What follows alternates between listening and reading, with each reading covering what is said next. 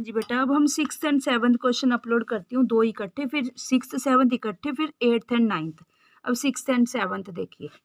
स्वच्छता हाइजीन से आपका क्या तात्पर्य है और दैनिक दिनचर्या में व्यक्तिगत स्वच्छता को कैसे बनाकर रखा जा सकता है। हाइजीन का अर्थ है स्वस्थ रहने का तरीका। यह न केवल शारीरिक बल्कि मानसिक स्वास्थ्य के लिए भी जरूरी है, क्योंकि इसका सीधा असर आपके मन मस्तिष्क पर पड़ता है।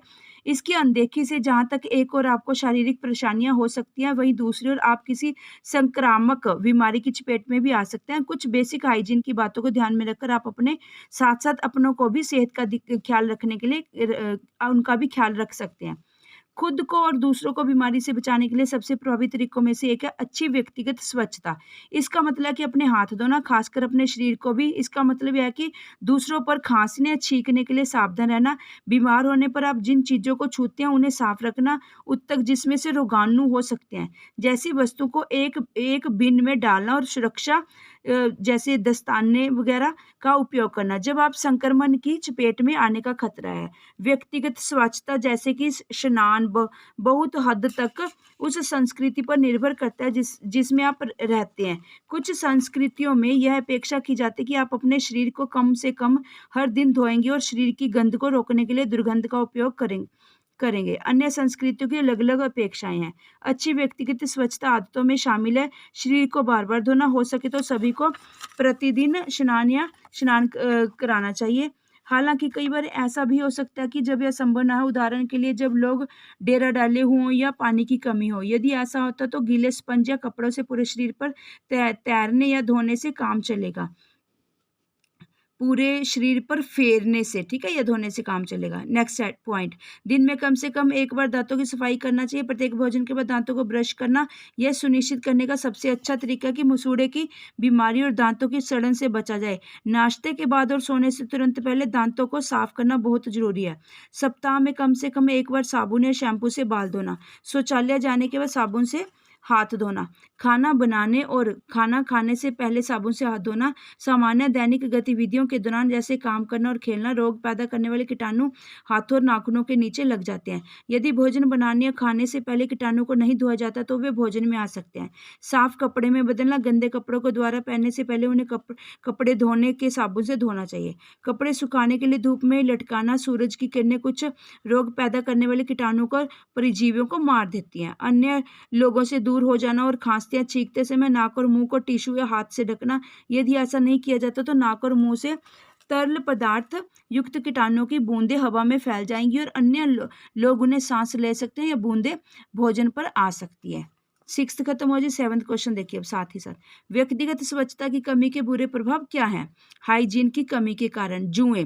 अगर बालों की हाइजीन या ध्यान न रखा जाए तो उनमें जुएं पड़ सकती हैं। स्काल्प इरिटेशन के, स्काल्प मतलब जो स्किन है, खोपड़ी या सिर की, उसमें इरिटेशन होगी ना, ईचिंग होगी, खारिश होगी। इरिटेशन के साथ साथ आपको पब्लिक में शर्मिंदगी भी झेलनी पड़ सकती है। रूसी डैंड्रफ। स्काल्प की डेड स्किन को रूसी कहते हैं। कम तेल का इस्तेमाल या जरूरत से ज्यादा इस्तेमाल भी इस समस्या को बढ़ा सकता है। सांसों की दुर्गंध। यह हेल्थ और स्टाइल दोनों के ही लिए टैबू माना जाता है। ज्यादातर लोग इसे अनदेखा कर देते हैं, पर इसके कारण आपको शर्मिंदगी का सामना भी करना पड़ सकता है। इलायची, लौंग, माउथ फ्रेशनर स्प्रे या फ्लेवर्ड च्यूइंग गम, चिंगम वगैरह के जरिए भी सांसों की बदबू को कंट्रोल किया जा सकता है। Ear wax. डस्ट पार्टिकल्स के ज़्यादा जमा हो जाने से ईयर वैक्स, कानों में जो मैल जम जाती है वो बाहर निकल आता है। अगर ज़्यादा दिन तक इसे निकाला न गया तो यह सुनने में भी परेशानी खड़ा कर सकता है। पसीने की बदबू। पैरों की उंगलियों और अंडर आर्म्स का पसीना जल्दी नहीं निकल पाता, जिससे बैक्टीरिया को अपना काम करने का मौका मिल जाता है और पसीने से बदबू आने लगती है। रोजाना इनर वियर्स व मोजे बदले, वरना शरीर से बदबू आने लगेगी। Very interesting question. यूनरी, ठीक है जी, बाथरूम वगैरह, ठीक है। इन्फेक्शन। बाथरूम की गलत आदतों के कारण यूनरी ट्रैक्ट इन्फेक्शन, यूटीआई हो सकता है। साफ सफाई की कमी के कारण बैक्टीरियल इन्फेक्शन बढ़ जाता है, जिससे रैशेज व खुजली होती है।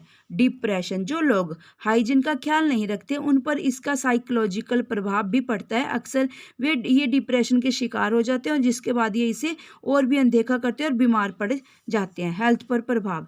पर्सनल हाइजीन को अनदेखा करने का खामियाजा आपको मेथिसिलिन रेजिस्टेंट स्टेफिलोकस आरस MRSA, ठीक है जी। देखो मैथिसिलिन रेजिस्टेट आर, एस स्टेफिलोकस ARS से चुकाना पड़ सकता है। यह एक बैक्टीरियल इन्फेक्शन है जिसका इलाज न करवाया गया तो निमोनिया या ब्लड डिजीजेस भी हो सकते हैं, मतलब ब्लड में इन्फेक्शन टाइप कुछ भी हो सकता है। आत्मविश्वास की कमी, सेल्फ कॉन्फिडेंस टाइप, जो लोग हाइजीन का ध्यान नहीं रखते उनमें आत्मविश्वास की कमी आ जाती है, जिससे धीरे धीरे वे लोगों से दूर होने लगते हैं और आइसोलेट करने लग जाते हैं अपने अपना, और अकेले रहने लगते हैं। ऐसा लोग अकेलेपन के शिकार हो जाते हैं और समाज से कटने लगते हैं। चलिए जी, 6th and 7th दोनों क्वेश्चन डन हो गए बेटा।